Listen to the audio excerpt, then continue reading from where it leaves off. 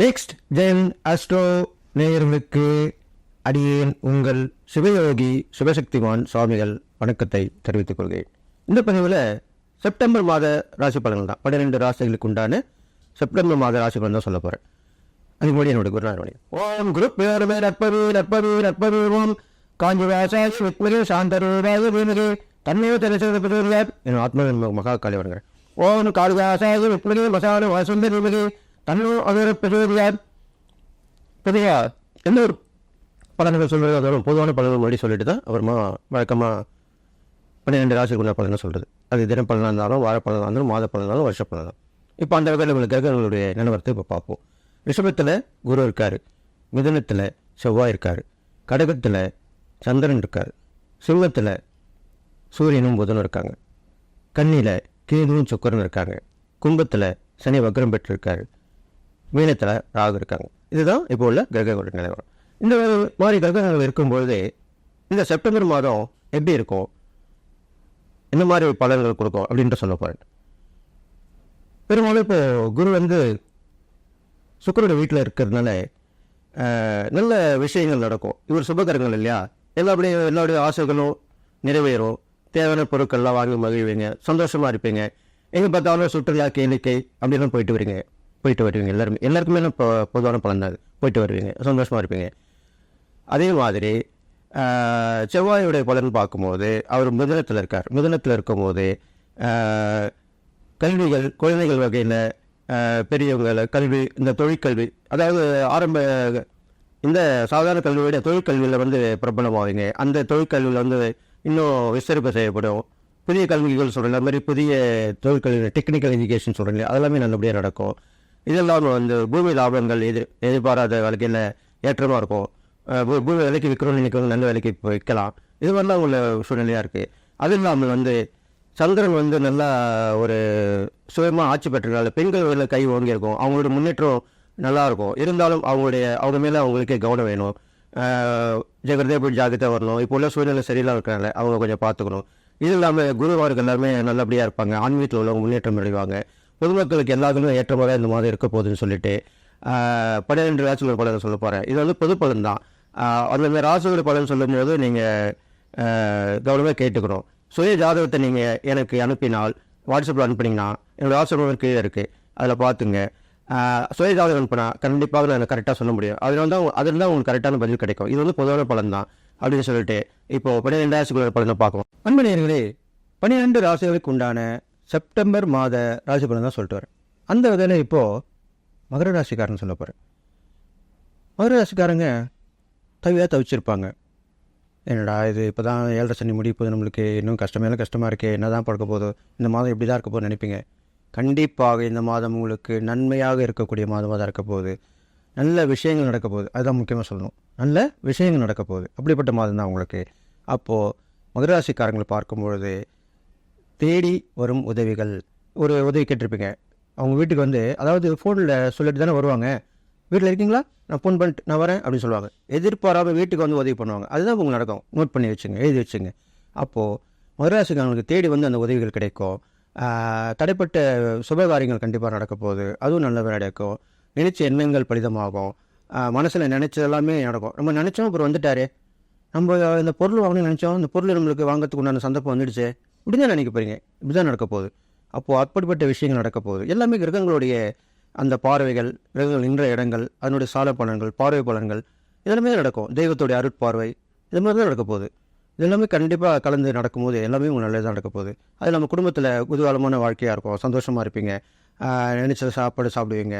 சில பேருக்குலாம் டெய்லி ஒரே சாப்பாடாக இருக்கும். இப்போது உங்களுக்கு பலதரப்பட்ட சாப்பாடு, நீங்கள் நினச்ச சாப்பாடு எல்லாமே நீங்கள் சமைச்சு சாப்பிட்லாம். அப்படிப்பட்ட உணவு வகையெல்லாம் நீங்கள் சாப்பிட போகிறீங்க.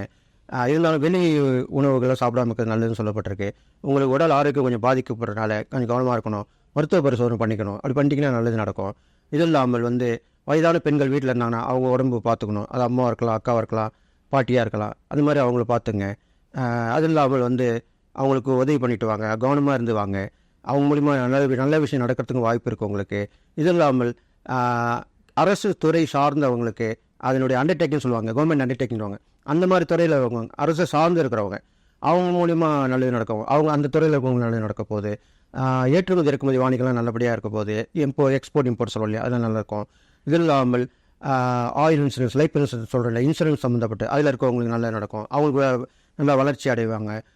மக்கள் மூலிமா தொழில் பண்ணுறவங்க, மக்கள் சேவை பண்ணி அது மூலிமா தொழில் லாபப்படுறோம், அவங்க நல்லா இருப்பாங்க. கண்டிப்பாக நல்லா நடக்க போகுது. இது மாதிரிலாம் நடக்கும். சட்டத்துறையில், நீதித்துறையில் இருக்கவங்களாம் கண்டிப்பாக நல்லா நடக்கும். இந்த மகர ராசி இதில் பிறந்த சட்டத்திலையோ நீதித்திலையோ இருக்கவங்களுடைய பேர் கண்டிப்பாக பிரபலமாகும். அவங்க சொல்லக்கூடிய தீர்ப்பு கண்டிப்பாக பலன் தரதாக இருக்கும், மக்கள் வரவேற்கத்தக்கதாக இருக்கும். இது மாதிரிலாம் இருக்கும். அதில் பிறந்த வழக்கறிஞர்களாக இருந்தால் அவங்க கண்டிப்பாக காரியத்தை சாதியை முடிச்சு கொடுப்பாங்க. அப்போ நீங்கள் பார்த்துட்டு இருக்க வக்கீல் மகராசியில் பிறந்தவராக இருந்தாக்கா கண்டிப்பாக உங்களுக்கு நல்லதாக நடக்க போகுதுன்னு நீங்களே முடிவு பண்ணிக்கலாம். இப்படி தான் நடக்க போகுது. இது இல்லாமல் அடிக்கடி பயணங்கள் ஏற்பட்டுகிட்டே இருக்கும். அது இல்லாமல் நீங்கள் கடல் கடந்த வாணிபம் அடிக்கடி பண்ணக்கூடியவர், நீர்நிலை பக்கத்தில் உங்களுக்கு என்ன வருமானங்கள் வரக்கூடிய அமைப்பாக இருந்தால் அங்கே கண்டிப்பாக வருமானம் இருக்கும்.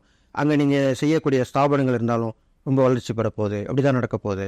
இது இல்லாமல் வயது முதிர்ந்த ஒருத்தர் மூலிமா உங்களுக்கு ஒரு எதிர்பாராத, அதாவது இப்போது அவரால் முடியாது, கஷ்டப்படுற அவங்க நீங்கள் பண்ணியிருப்பீங்க, அவருக்கு எந்த ஒரு வாரிசு இல்லாமல் இருக்கும், ஒரு இருந்தும் அவங்களுக்கு உபயோகம் இல்லாமல் இருக்கும். அப்போ அதில் ஒரு பங்கு உங்களுக்கு எழுதி வைப்பார். அது கறக்க போகுது. அப்போது எதிர்பாராத ஒரு சொத்தோ அல்லது பொருளோ ஒரு பணமோ ஏதோ ஒரு வகையில் வரும்.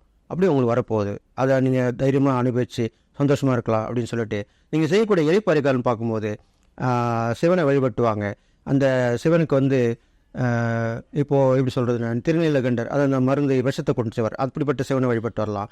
இல்லைனாக்கா அந்த மிருத்யுஞ்சேஸ்வரர், அந்த இது சொல்லுவாங்க, ஆயுள் ஸ்வோம் பண்ணுவாங்க, ஆயுளை நீட்டிக்கக்கூடியவர், அமிர்த கடேஸ்வரர் சொல்லுவாங்க, திருக்கடையூரில் இருப்பார். அப்படிப்பட்ட சிவ அவதாரங்களை இங்கே வழிபட்டு வரலாம். இவங்கெல்லாம் பண்ணிட்டு வந்து நல்லது நடக்கும். பெரும்பாலும் நாக தேவதை உள்ள கோயிலுக்கு போயிட்டு வாங்க, அதை வழிபட்டுவாங்க. 5 தலை நாகம் உள்ள கோயிலுக்கு போயிட்டு வாங்க, அதில் படுத்திருக்க பெருமாள் இருந்தால் அவர் வழிபட்டுவாங்க. இதெல்லாம் பண்ணிட்டு வந்தீங்கன்னா உங்களுக்கு நிறைய பரிகாரம் நல்லது நடக்கும். நீங்கள் செய்யக்கூடிய தான தர்மங்கள் பார்க்கும்போது ரொம்ப ஏழ்மை நிலையில் இருக்கவங்க உடம்புலாம் ரொம்ப சொல்லக்கூடாத நோய்கள், நல்லா கேட்டுங்க, சொல்லக்கூடாத நோய்களாக இருக்கும். அது தீர்க்க முடியாத நோய்களாக இருக்கும். அப்படிப்பட்டவங்களுக்கு நீங்கள் உதவி ஒத்தாசை பண்ணிட்டு வாங்க. அது தீர்க்க முடிஞ்சால் தீர்க்கத்தை வழி பண்ணுங்கள். இல்லைனா அவங்களுக்கு இருக்கிற காலம் மாதிரி நல்லா இருக்கணும்னு சொல்லிட்டு அவங்களுக்கு உண்டான உதவி ஒத்தாசைலாம் பண்ணிட்டு வாங்க. இது மாதிரிலாம் பண்ணிட்டு வந்தீங்கன்னா கண்டிப்பாக நல்லா நடக்கும். பெரும்பாலும் மகராசிக்காரங்களுக்கும் நீதி நேர்மை சத்தியம் தவறாதவங்க தான். அது மாதிரி அந்த துறையில் இருக்கவங்களுக்கும் நல்லதாக நடக்க போகுது. அப்போது நீங்கள் கண்டிப்பாக செய்யக்கூடிய செயலும் நல்லா இருக்கணும். சொல்லக்கூடிய வாக்கு கண்டிப்பாக இருக்கணும். நீங்கள் சொல்லக்கூடிய வாக்கு கொடுத்துட்டிங்கன்னா கரெக்டாக நீங்கள் நிறைவேற்றிக்கணும். அப்போ தான் உங்களுக்கு அந்த வாக்கு வன்மை உண்டு. அப்போ நல்ல பேர் உங்களுக்கு கண்டிப்பாக வரும் அப்படின்னு சொல்லிட்டு நீங்கள் எல்லாரும் போய்ட்டு வாழ போகிறீங்கன்னு சொல்லிட்டு நீங்கள் செய்யக்கூடிய இப்போது ஒரு சூட்சமான பரிகாரத்தை நான் சொல்ல போகிறேன். இந்த மகராசிக்காரங்களை பார்த்தீங்கன்னாக்கா நல்லா கேட்டுங்க, ஒரு நீர்வாழ்வுன்னு சொல்கிறாங்க இல்லையா, எது ஆமை. அந்த ஆமை சம்மந்தப்பட்ட விஷயங்கள் பொருள் இருந்தாலும் அதை வாங்கி நீங்கள் அணிஞ்சிக்கலாம்.